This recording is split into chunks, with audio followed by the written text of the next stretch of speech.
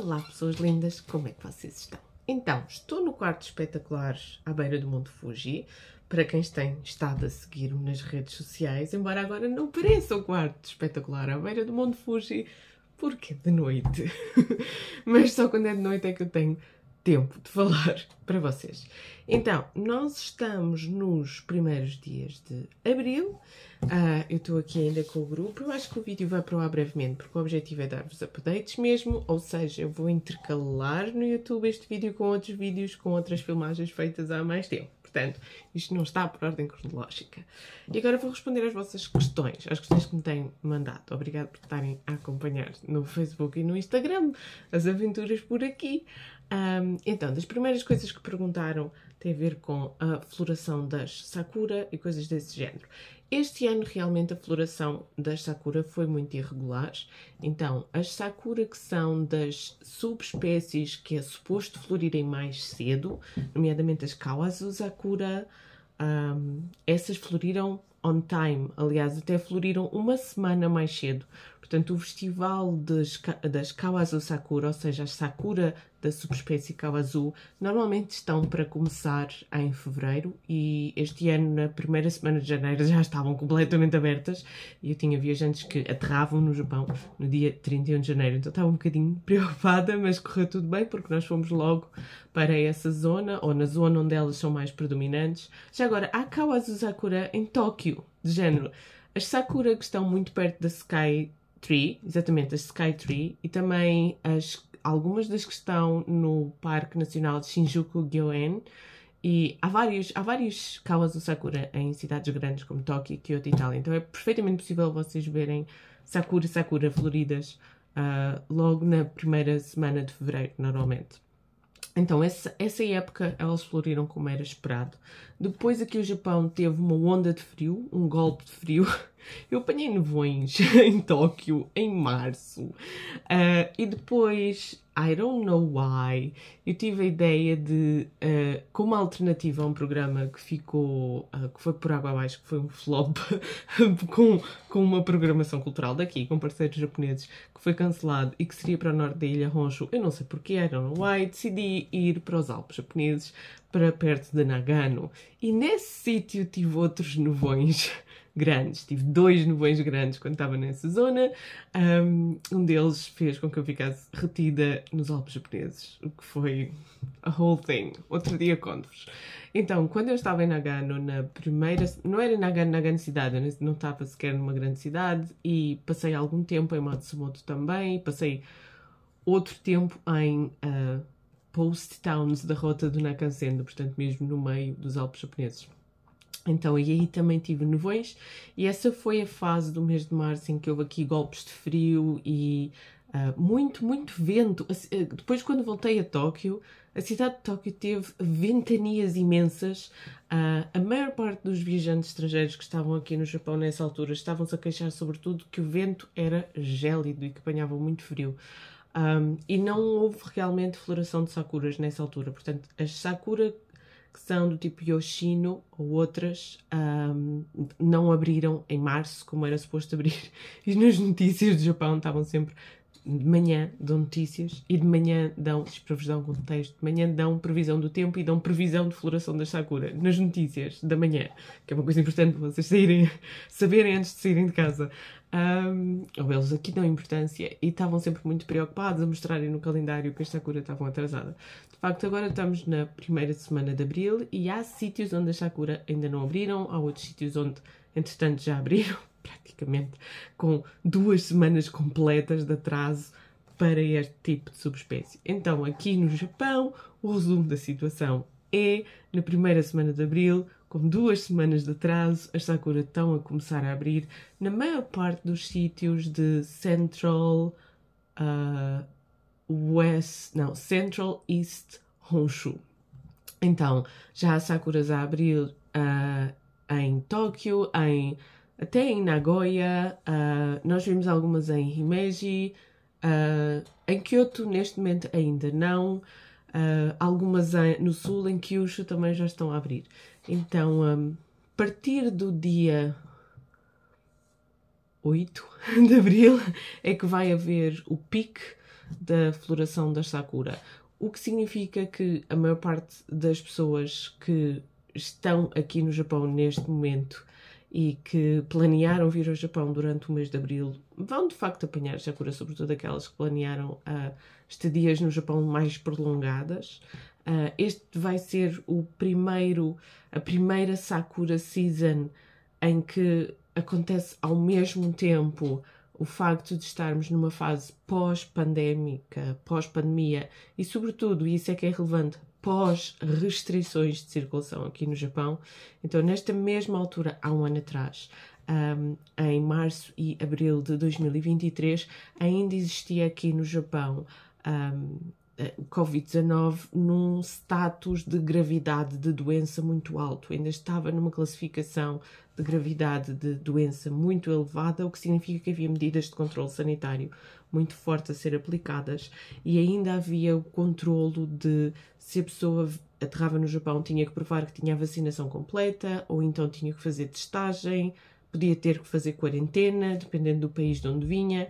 Então, não era propriamente uma Sakura Season de circulação ou de entrada no Japão para efeitos turísticos normal. Ainda não se sentia esse efeito de ser pós-pandemia, não plenamente. Depois, este ano tem outra condicionante que é o ien está ainda mais baixo do que estava no ano passado. Então, essas duas coisas, esses dois fatores fizeram com que muita gente de muitas partes do mundo diferentes, alguns japoneses também, mas sobretudo pessoas de outros países que têm economias com moedas que estão mais fortes do que o yen neste momento, estejam a circular no Japão. Portanto, realmente, efetivamente, há muita gente em circulação no Japão neste momento. Isso nota-se. Há uma grande pressão de coisas como os transportes entre as principais zonas turísticas, os alojamentos, etc. Quando eu falo em principais zonas turísticas, eu estou a falar daquilo que é o mainstream. Então, a nível de turismo outbound, ou seja, pessoas que vêm de fora do Japão para o Japão, considera-se que aqui no Japão, obviamente, as cidades como Tóquio, Kyoto, Osaka, são sítios onde tem muita gente, e também resorts de termas específicos que têm muita gente. Esses sentem muita pressão. Agora, também vos digo, há sítios onde está tudo deserto e são sítios espetaculares. Então, eu estou aqui numa região que é próximo, é na base do Monte Fuji, como vocês viram nas fotografias, e eu no final deste vídeo também vou acrescentar, é na base do Monte Fuji. Nós estamos num alojamento de qualidade, temos termas vulcânicas naturais dentro do nosso próprio alojamento, temos pequeno almoço, temos lavandaria disponível, temos... estamos a 5 minutos a pé de uma estação de comboio, que foi a maneira como nós cá chegámos.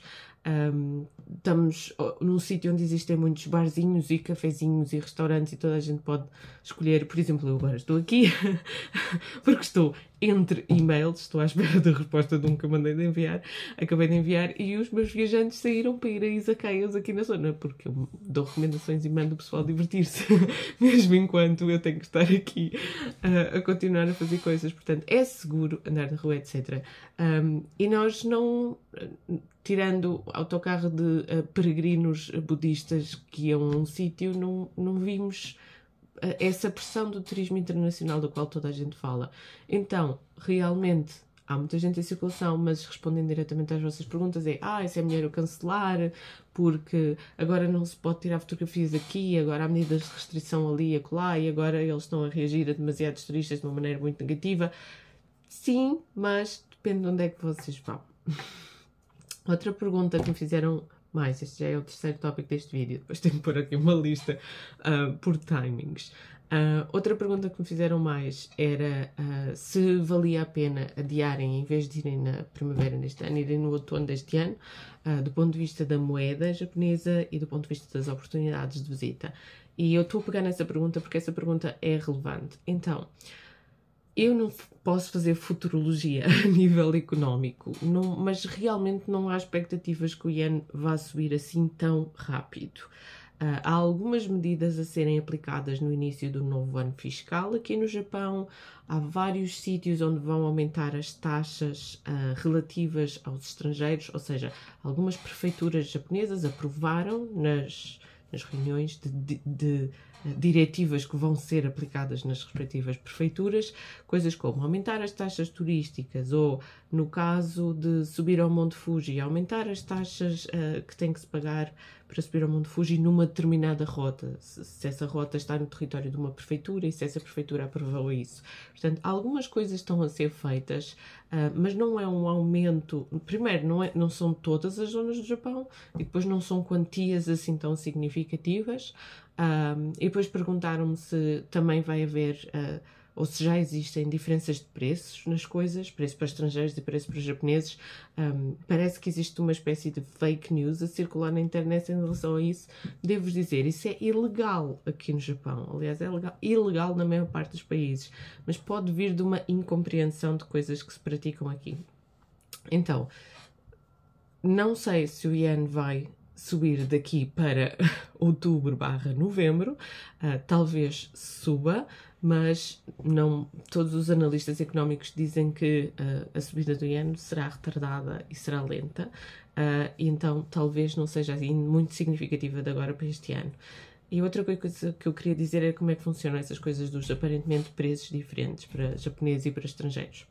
Então, sempre que vocês chegam a um bar ou a um restaurante, ou o que quer que seja, que vocês vão usar uma mesa sentados, pode aplicar-se ou não taxa de ocupação da mesa. E normalmente na entrada do restaurante eles explicam: nós vamos aplicar a taxa de ocupação da mesa.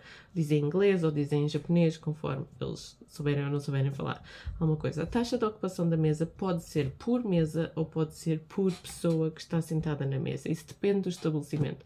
Isso é tudo perfeitamente legal e vamos dizer que pode ser uma coisa que varie entre os 3 e os 5 euros se forem izakayas, se for fora de horas, depois das 10 da noite, se for uma coisa que fica aberta até às 11 ou à meia-noite, pode ser um bocadinho mais. Isso são as taxas que se praticam, mas não tem nada a ver com vocês serem estrangeiros ou não. Depois existem os dois preços nos menus e muita gente confunde isso com preço para japoneses e preço para estrangeiros e até põe na internet. Isso é falso. Os dois preços que existem nos menus de tudo e mais alguma coisa e também existem nos supermercados e também existem nas lojas de conveniência é o preço normal e o preço com tax, com imposto.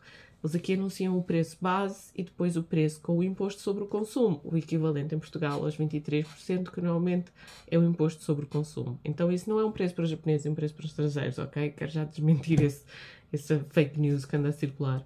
E outra coisa é que aqui no Japão, de facto, existe uma lei que proíbe que vocês tenham especificamente um preço para estrangeiros. Até porque, reparem na realidade japonesa, vocês têm aqui no território japonês muitas pessoas que não têm passaporte japonês, que não têm nacionalidade japonesa e que nasceram no Japão. As pessoas no Japão podem nascer no Japão e não ser japoneses.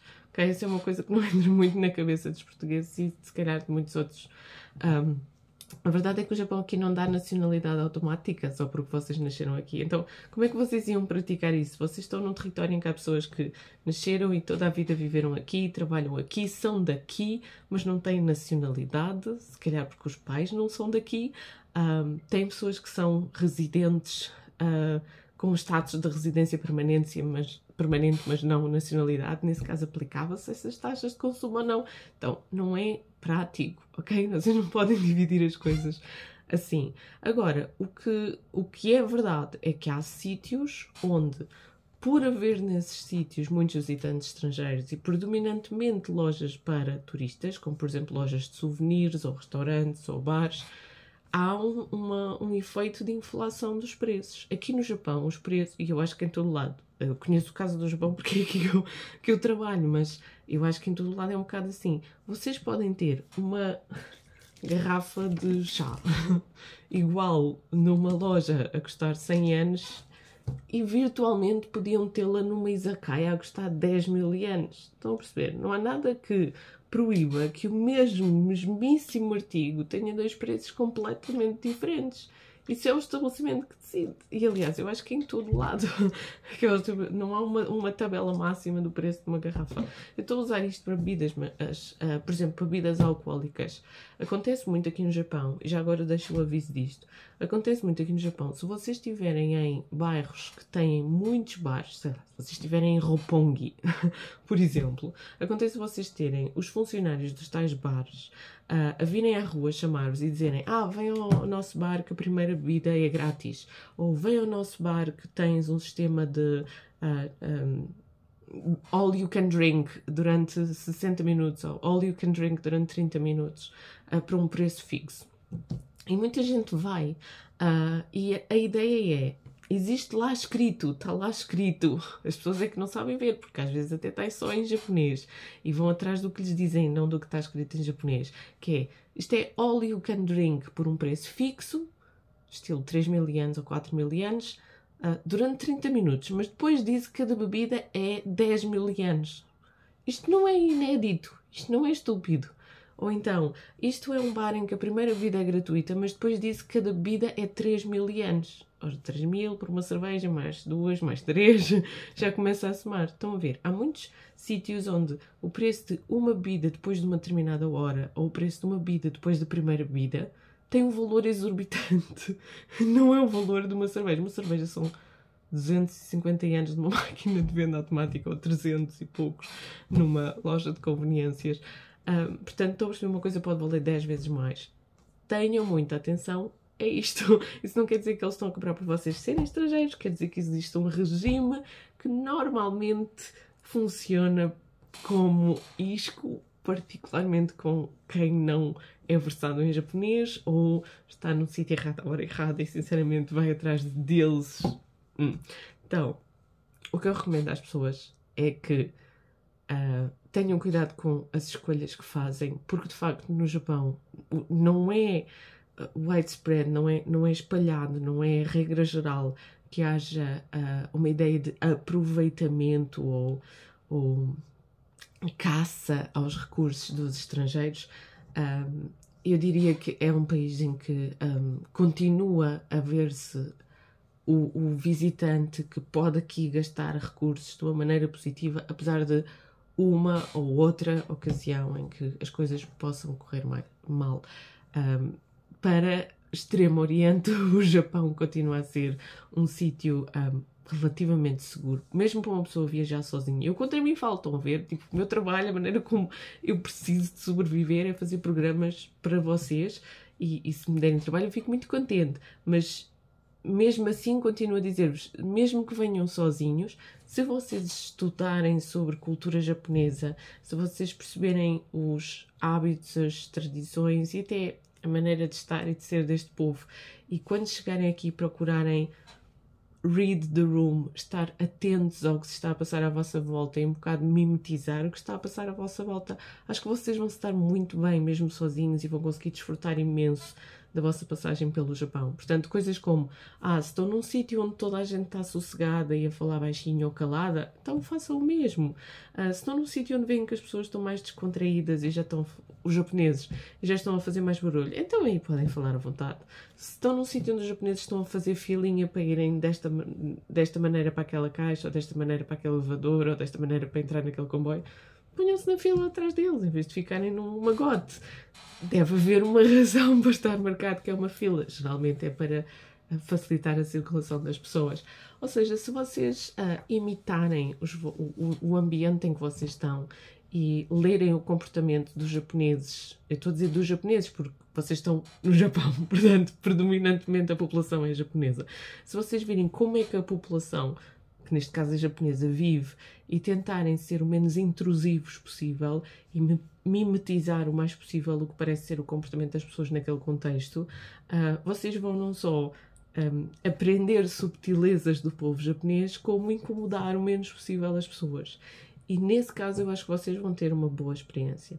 Quando é que vocês não vão ter uma boa experiência? Quando vocês estão completamente oblivious, completamente a leste de tudo o que se passa, ou sinceramente quando vocês realmente não querem saber. Eu espero que não seja esse o caso. Eu espero que não seja o caso porque realmente a experiência de estar num sítio diferente e numa cultura diferente, quando ela é assimilada como vou também aprender com esta experiência, e mesmo que mude um bocadinho os meus comportamentos, eu acho que acaba por ser muito enriquecedora para vocês também.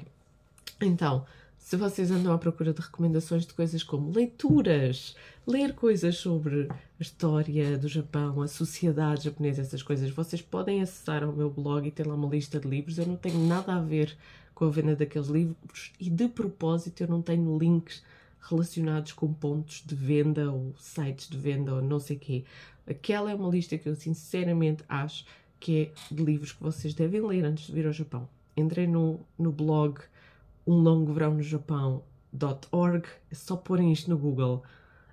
Ou então põem Projeto Cultural e Pedagógico Japão e Portugal no Google, Projeto Cultural e Pedagógico Japão e Portugal no Google, e vocês vão lá ter o blog. E vocês procuram no search bar por livros, leituras, livros recomendados e vão chegar à lista. São 12 livros. Então, se vocês lerem alguns desses livros, eu acho que vocês vão ficar com uma ideia muito completa da sociedade japonesa ao longo da história. Tem recomendações de antropologia, tem recomendações de livros de ficção contemporânea, tem recomendações de professores que estão aqui no Japão, mas que escreveram para um contexto público geral. Tem um bocadinho de tudo. E lá está.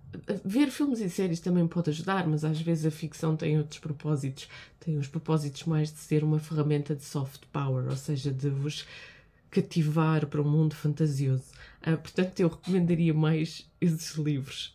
E depois, sei lá, apanhar algumas palavras-chave da língua japonesa. Também podem ver algumas coisas no meu blog, mas coisas muito simples, como dizer arigatou gozaimasu, ou domo arigatou gozaimasu, de uma maneira simpática e formal, ou dizerem sumimasen, gomen, quando se enganam, mesmo que digam só sumimasen, sumimasen, isso já ajuda muito. 3 ou 4 palavrinhas ajudam muito. E as pessoas normalmente reagem de uma maneira muito positiva. Às vezes vocês dizem só arigatou gozaimasu e as pessoas, joso! Não é nada joso, mas pronto. Mas é o reforço positivo que eles dão, estão a ver? Pronto, se tiverem mais perguntas, mandem-me, que eu sei que é raro, mas quando eu posso, eu faço um videozinho a falar da atualidade daqui para vocês. Uma grande, grande beijoca para todos, a partir do Fuji-san, que está a dormir.